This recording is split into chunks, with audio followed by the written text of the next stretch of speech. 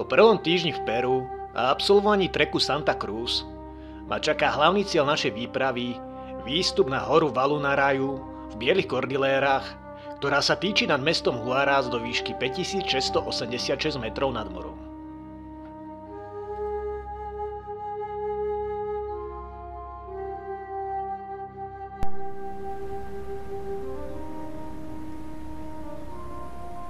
Ráno nás prenajaté auto vyvezie po neskutočne zlej ceste k chate pri jazere Laka vo výške 4400 metrov, kde začneme výstup do základného tábora Campo Moreno vo výške 4950 metrov nad morom, ktoré je našim dnešným cieľom.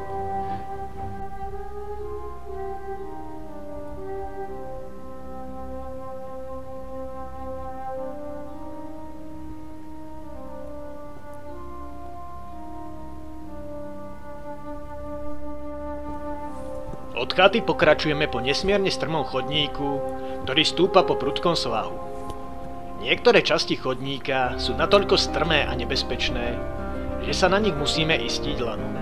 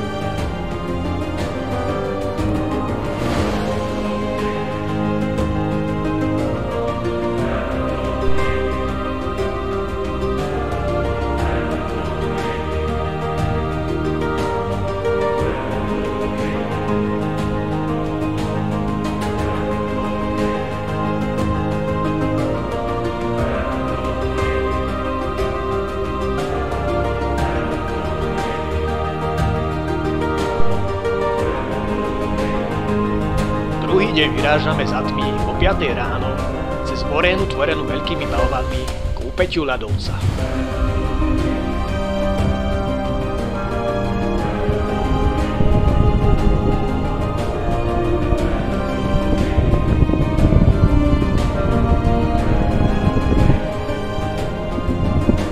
Od ľadovcov sa delíme na dva nové družstvá a začíname pomaly stúpať k vrcholu.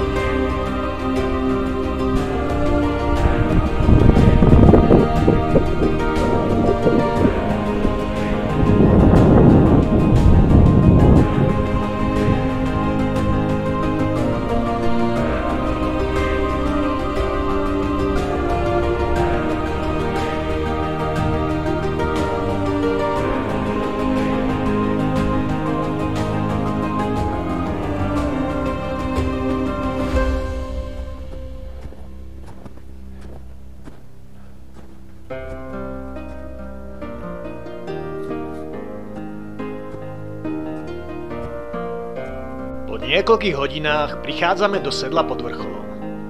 Tu zisťujeme, že posledný úsek je strmší, než sme predpokladali a cesta k vrcholu vedie po úzkom, zasneženom hrebení s prevejom na jednej strane a kolmým zrázom na druhej. Ďalej sa rozhodujeme pokračovať samostatne, bez naviazania sa na lano, nakoľko prípadný pád jedného člena družstva by znamenal pád všetkých.